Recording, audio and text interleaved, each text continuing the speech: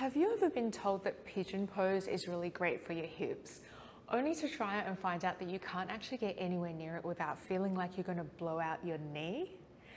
If so, keep watching because this video is for you. I'm going to go over some modifications that can make pigeon more accessible, safer, and more effective.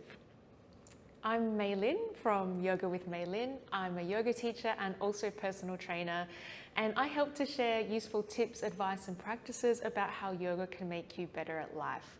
So while you're here, subscribe to the channel to receive updates about more videos like this one. So before we begin talking about pigeon pose, it's important to understand that the hip is a ball and socket joint. That means it's evolved to rotate and to move in multiple planes. Unlike the knee, which is a hinge joint, just like your fingers, okay? And a hinge joint only moves in one plane. So we can't put any rotation through the knee or we'll basically break it. So in something like pigeon, we're using the lower limb as a lever to create external rotation at the hip. So let me show you on the mat what that looks like. We're basically using the ground, okay, to bring the lower limb across to create external rotation at the hip. So this is not knee rotation, this is hip rotation. But if we have too much tension in the hip and we're putting too much force through this lever, when the hip can no longer move, it's possible that the knee moves, and the knee moving in this way means an injury. Okay, so one modification for pigeon that we can use to reduce the load that we put on that lever is to change the angle of the shin. So normally, or perhaps in the past more so, people used to say to have the shin parallel to the edge of the mat. And you don't have to. So first of all, you can increase the amount of flexion on that knee.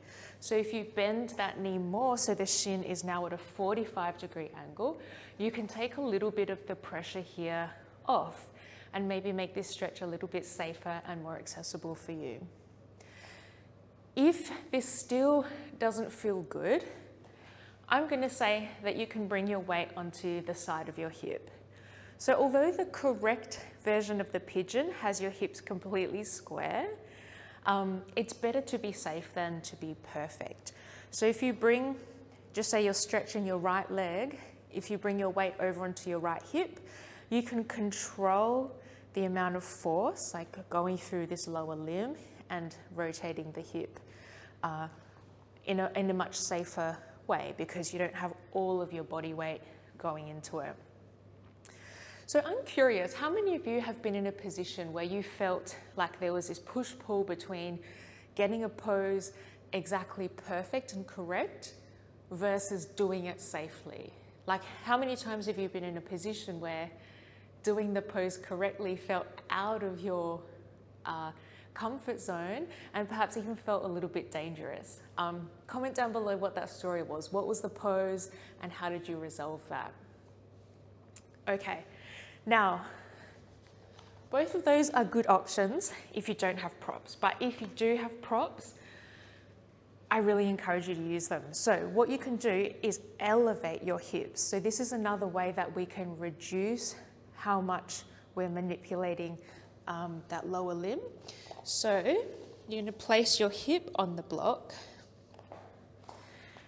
and then you can see here how the angle of the shin relative to the ground is different. We're not flat on the ground anymore. The knee can be slightly raised and the foot can be on the ground.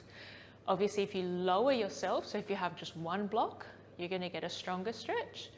If you elevate yourself, if you get like 3 blocks, you're going to have a more gentle stretch.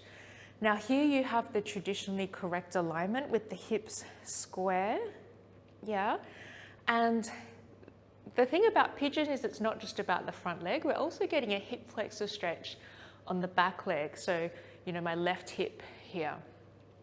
So the good thing about the blocks is that you can have this correct alignment and also access this hip flexor stretch on the other side.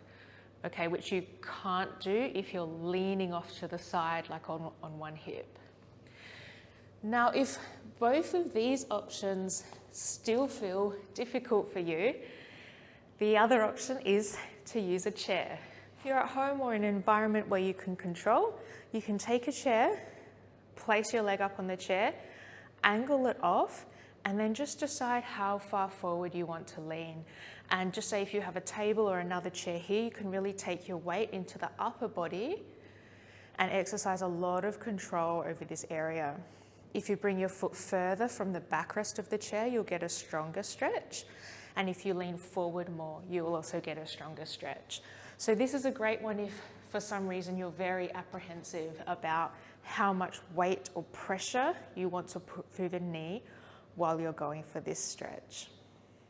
So just to recap, okay, when you're using your lower limb as or your lower leg as a lever to put rotation through the hip in order to create a stretch, you've just got to be careful that you're not putting too much force through there and actually injuring the knee. So to make pigeon a little bit safer, you can change the angle of the shin in relation to the front of the mat. You can lean off to the side.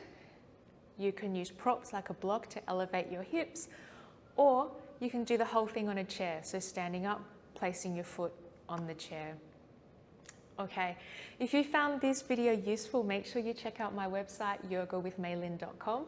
I'm currently giving free access to a guided meditation for relaxation. So if that sounds interesting to you, head on over there and check that out. Thanks so much for listening. Until next time, peace.